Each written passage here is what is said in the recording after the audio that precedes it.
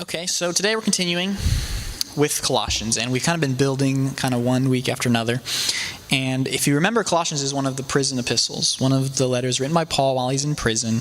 And as Doug mentioned in his introduction 2 weeks ago, you can tell that Paul has had a lot of time to kind of think through the implications of Jesus, what his gospel means. And really, Paul, in this letter, is walking through the Colossians, walking them through some of his reasonings about what it means that God came to earth. What does it mean that he died? What does it mean that he rose from the dead? What does that mean for us? So in the first chapter, he lays out kind of his premise, right? His basic point that everything is about Jesus now.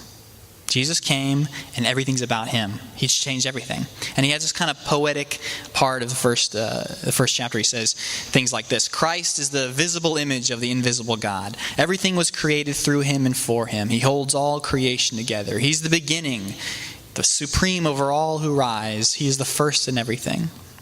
That's the first chapter. So point one, basic premise: Jesus is everything. It's all about him. So in the second chapter, he kind of builds on that. So the Colossians are kind of being sidetracked, right? They're kind of being distracted by kind of peripheral issues, false teaching, and Paul basically reminds them that it's all about Jesus. He says, just focus on Jesus. That's all you need.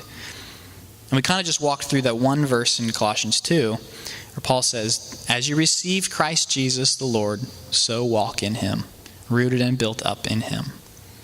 We kind of dissected that a little bit, this kind of three-part thing: receiving Christ, walking in him, becoming rooted in him. And the basic idea is that as you do that, that's how God changes you. That's how God turns us into the people that we are to be, by walking with Christ. And so in this chapter, he's kind of continuing that line of reasoning, and I think in essence this chapter is about how he does that. How specifically he changes us, and what does that change look like?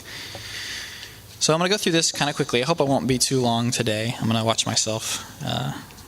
So he starts out and he talks a little bit about heaven and earth, life and death, right? Things that are above, not things on the earth. And he says a few things regarding death. He says, for you have died.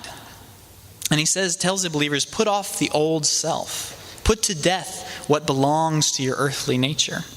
And he uses these phrases, old self and earthly nature. If you read Paul's letters, you see them come up time and time again. And he's using these to refer to our old way of living, when we were separated from God.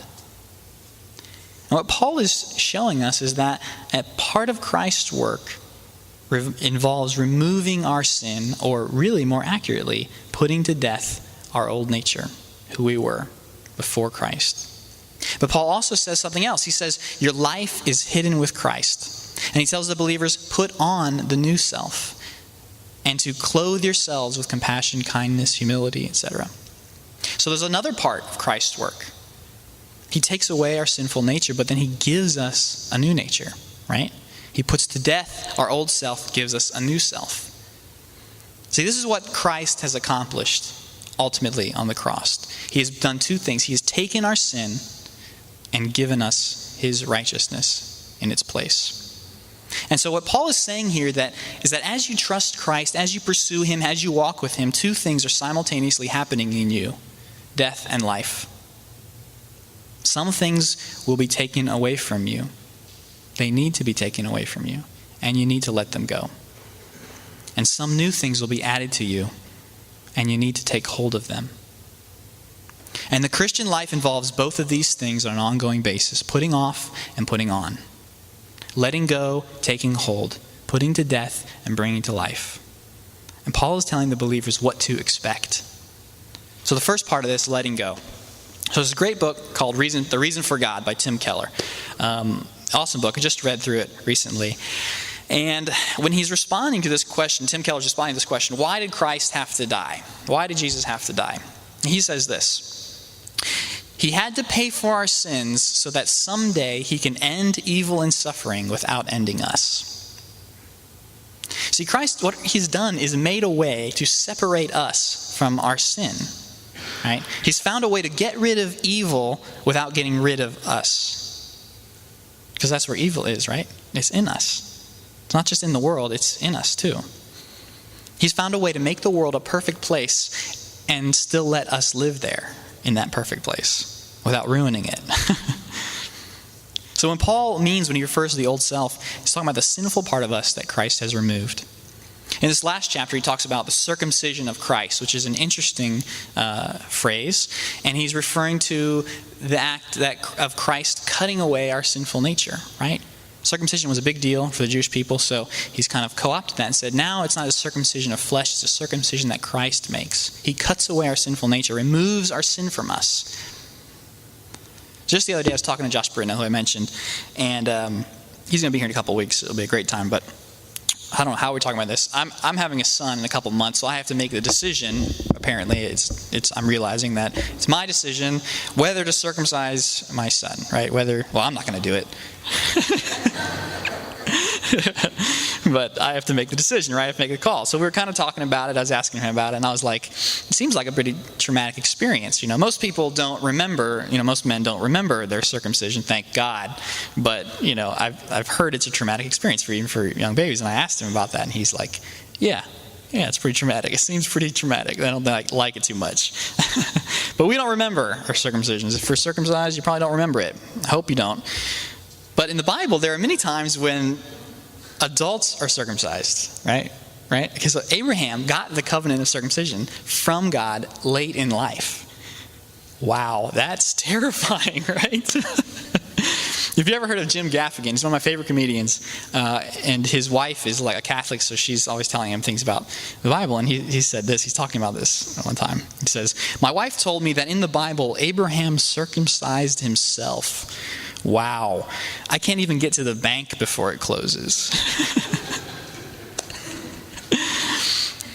The point is that, circumcision, like the work that Christ does, it's when he cuts away our sinful nature, it's not pleasant.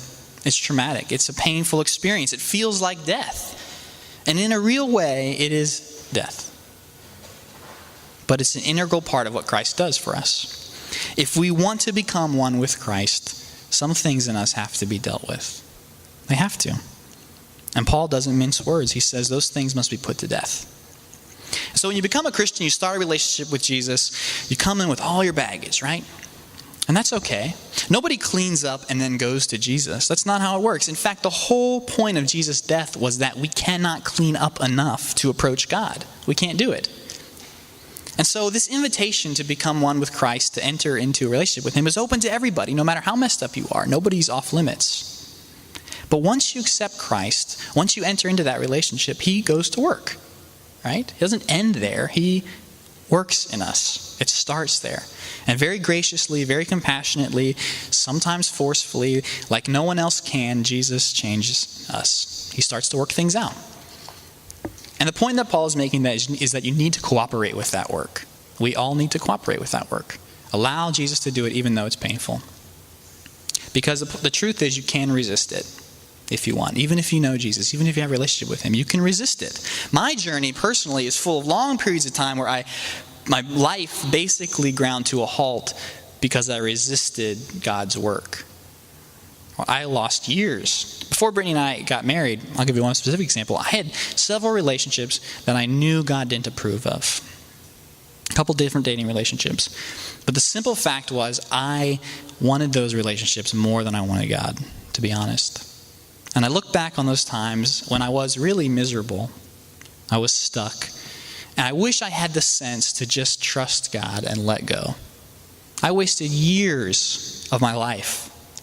And eventually, fortunately, God just overpowered me. He just did what I couldn't do. And it's not like now I don't still wrestle with God in that way. I still wrestle with God. I still resist his work in me in that way. But now if I've learned anything, I've learned to kind of let go sooner, right? I waste weeks now instead of years, months maybe. In verses 5 and 9, Paul lists some specific things. Go into some specific details of some of the things. So he says, "Put to death, therefore, whatever is earthly in you."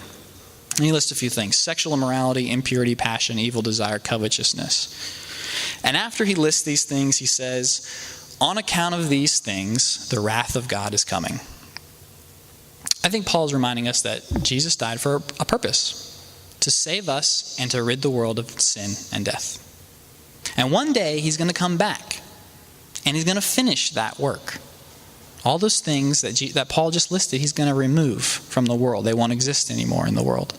And so if we're following Jesus, that means we are at least working with him towards that same end, to rid the world of those things.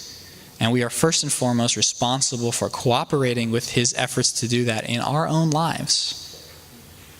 So I won't spend a lot of time on this, but one of the things Paul mentions is sexual immorality. Right? That's a fun topic. Let's all talk about that now. If you read Paul's letters, one thing you'll notice is that he often mentions sexuality. He's not afraid to talk about sexuality. He's always talking about it. In the letter to the Corinthians, both letters to the Corinthians, in Romans, Timothy, Galatians, Ephesians, Thessalonians, and here in Colossians, he mentions sexual immorality. He's always talking about it. If you remember back in Acts, they were trying to decide circumcision. Do believers need to be circumcised? It was a big deal. And so Paul and Barnabas left the church in Antioch. They go up to Jerusalem. They meet with all the apostles. They're trying to have this, discussion. Do they need to be circumcised? They decide no. They send this letter and they say, you don't need to be circumcised. And then what do? They give them some instructions. They say, avoid food polluted by idols and avoid sexual immorality. Why? Why is that? Why does sexual immorality come up so much? I don't think it's just a result of the culture. I don't think it's just because these crazy Greeks and Romans were so sex crazed, that they needed all this extra instruction. I think it has more to do with the nature of what sexuality is. The nature of sexuality. See, sexuality is one of the most foundational things about you. We'll be looking at this in depth as we go into Genesis. But Genesis says this in the first chapter of the Bible. So God created mankind in his own image. In the image of God, he created them. Male and female, he created them. See, your sexuality as a man or woman is foundational. We're made in God's image, and we're made as men and women. Our sexuality goes all the way down to the core of who you are. You're not a person. You're a man or a woman. All the way down. And because of that, it's one of the most personal and closely guarded aspects of who we are. It's one of the most difficult points of surrender for Christians. And that's true for me, and that's true for most people I know. And if I think back to the times of my life where I most resisted God, it was in regards to sexuality and dating. See, sex is also incredibly powerful. Everything else we do with other people, we do with our clothes on, right? Except sex. Sex, we're exposed and vulnerable. And with that vulnerability comes the potential for joy, incredible joy, or incredible damage. Paul says in his letter to Corinthians, flee from sexual immorality. All other sins a person commits are outside the body. Whatever sins sexually, sins against their own body. Which means to me that it's at least very important that Jesus is Lord of our sexuality. That we give our sex lives to God. That's why Paul spends so much time talking about it. And I guarantee you, no matter who you are, no matter what, this will be a challenge for you. It will be a challenge for you. I don't know a single guy who's committed to Christ for which this is not in some way an issue, in some way a struggle, in some way something they have to guard. I was talking to someone about Billy Graham just the other day, and one thing about Billy Graham was he would never be alone in an elevator with a woman. That was one of his just boundaries he set up. He set that up because he knew that how important just sexual morality was. He just had this boundary in place because he wanted to be righteous. And I think that's ridiculous, and maybe that's not what we need, but I think it's cool that he had that boundary in place. You could tell he was serious about it. I'll mention this and move on. Pornography is everywhere in our world today. No generation in the history of the world has had the kind of unrestricted access that we have to these anonymous, counterfeit sexual experiences. If you think about it, it's kind of terrifying. This is new frontier. We're the first generation that has grown up with this kind of unmetered access to digital harems right at our fingertips, right in our home. And I will say that Jesus is our only hope. He's the only way that we can accomplish what is otherwise impossible. We need to trust him and work with him and yield to him. So, letting go. I'm done with that. Letting go is one part. But the other part of Jesus' work in our lives, the other part of integral work in our lives is taking hold, right? Paul talks about letting go, putting off the old self, but then he says, put on the new self. And Paul lists some of the things in particular that we are to put on: kindness, humility, meekness, patience, forgiveness. And in Philippians, the book we just studied, Paul says, he's talking about the righteousness of Christ, and he says, I press on to take hold of that for which Christ Jesus took hold of me. See, we see Christ is removing sin and adding righteousness to us. And when we follow Christ, these are some of the things he's going to add to us. But what's really interesting to me is how that happens. How do we become kind, humble, patient people? Well, look what Paul says in verse 13. He says, as the Lord has forgiven you, so you also must forgive. How are we able to forgive people who hurt us deeply? We remember how much Christ has forgiven us. We think about how much Christ has forgiven us, and that moves us to be able to forgive other people. That's how it works. We're moved by Christ's love, and that love fills us up, and then it overflows. That's true of everything Paul lists here. We're kind because Christ was kind to us. We can be humble because we think about how Christ humbled himself and came to the earth as a servant to save us. We can be patient with others because we remember how patient God is with us. And that's important to remember, that whether we're letting go of something or taking hold of something, whether putting off or putting on, it's all coming out of our relationship with Christ. It comes from nowhere else. It's not by our willpower or determination or resolve, but by the love of Christ that moves us and makes us want to please him. Everything we do, in essence, is a response to what has already been done for us in Jesus. So it's important to spend a lot of time just letting Jesus love you. Just letting that sink in deep. You know, every week when I teach, I'm trying to find a new way to say the same thing, I feel like. I want you to hear the gospel in a different way, in a new way, with a new story, with a new angle, so that something will just click in a new way for you. You'll understand how much God loves you, how amazing what he's done, how amazing it is, all things he's done, and that it just will go down deep in your heart. And we're here, we meet together and we want to be a community that is patient and gentle and understanding with each other. Because we know that that's how things have changed in us. Not by God's force, but by his love, by his patience. So, this is one part of Exodus. If you've ever read through Exodus, I'm reading through Genesis right now. It's awesome. And Exodus is right after Genesis. And it kind of talks about Moses. A lot of it has to do with Moses. So Moses goes to the top of Mount Sinai and he gets the 10 Commandments, right? He gets the 10 Commandments on 2 tablets. And he comes down off the mountain with the 10 Commandments, and his face is glowing. And everybody's afraid of him because his face is glowing, which I would probably be afraid of someone if their face was glowing. Listen to what it says in Exodus. When Moses came down from Mount Sinai with the 2 tablets of the covenant law in his hands, he was not aware that his face was radiant because he had spoken with the Lord. When Aaron and all the Israelites saw Moses, his face was radiant and they were afraid to come near him. But Moses called to them. So Aaron and all the leaders of the community came back to him and he spoke to them. Afterward, all the Israelites came near him and he gave them all the commands the Lord had given him on Mount Sinai. When Moses finished speaking to them, he put a veil over his face. But whenever he entered the Lord's presence to speak with him, he removed the veil until he came out. And when he came out and told the Israelites what he had been commanded, they saw that his face was radiant. And Moses put the veil back on. Why did Moses' face glow, shine? Why was his face radiant? One reason: he was with God. He didn't do anything. He was just close to God. And the glory of God shone on him and affected him, and he reflected that out to the people of Israel. And that's how it is with us. We get close to Christ, and he affects us. And we reflect that, what he has done, back to the world.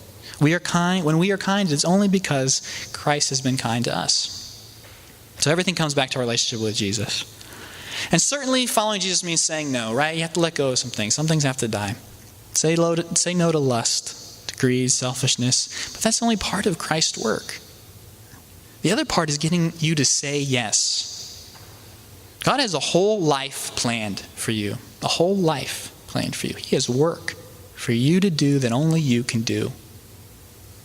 A whole destiny. And it will require not just the absence of sin, but the presence of courage, wisdom, faithfulness, strength, perseverance. Everything Paul lists here and much more. And God will work those things into you, but you have to be willing. You have to be willing to step out into the unknown. God is building your character. He is building who you are. Jesus says you're born again. Right? You must be born again. When we come to Christ and we're born again, we're babies. And then Jesus has to make us grow. It takes a lifetime, right, to grow. But remember, you take nothing with you into the next world. Paul says, we brought nothing into this world, and we can take nothing out of it. All you take with you is who you are. And you have one chance to be brave, one chance to be generous, one chance to be kind. This is your chance.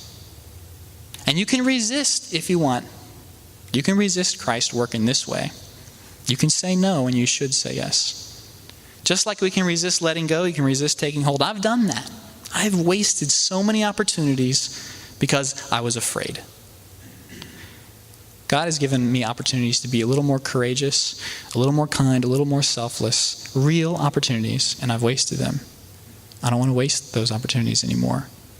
I want to keep my eyes open, and I want to take hold of those opportunities. Because that's how God's going to take us and make us into who we're supposed to be. You know, I think our time on earth is preparation in some ways. I don't think this is the whole story. I think who God is creating you to be is not just for now, but for the next life.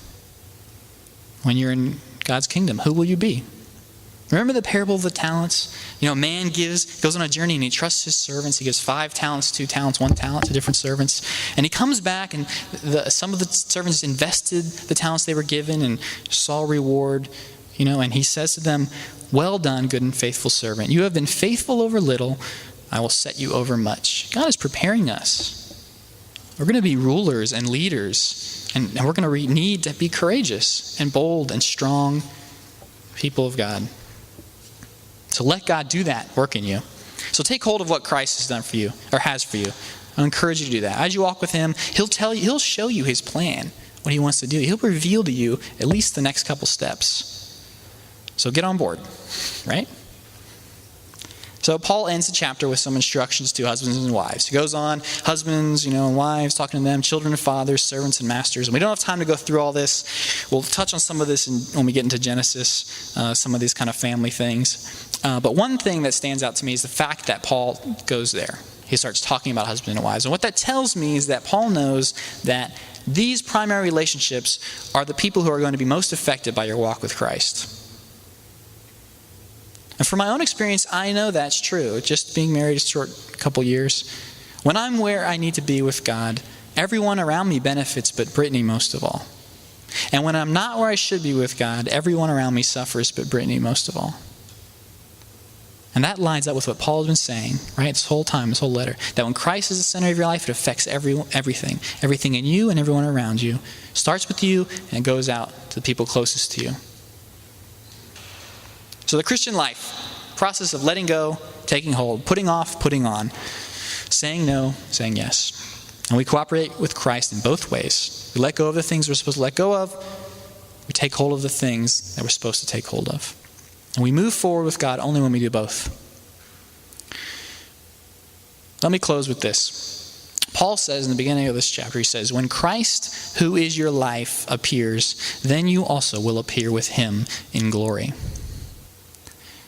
You may not understand all that God's doing in your life now, or why. I know I didn't. Before Brittany and I were married, I was in a relationship, as I said, it lasted years. And I knew God didn't approve.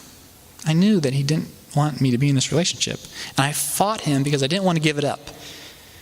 And I lived for years stuck, just stuck. When I finally relented, or finally gave up, when he finally wore me down, I still didn't understand. I still didn't understand why. Why he didn't want me to have that relationship. And years later, Brittany and I met. Years later, Brittany and I got married. And I couldn't ask for a better wife. And now I understand. See, God wanted to add something to my life. Something that is, Brittany and I are going to be together for our whole lives.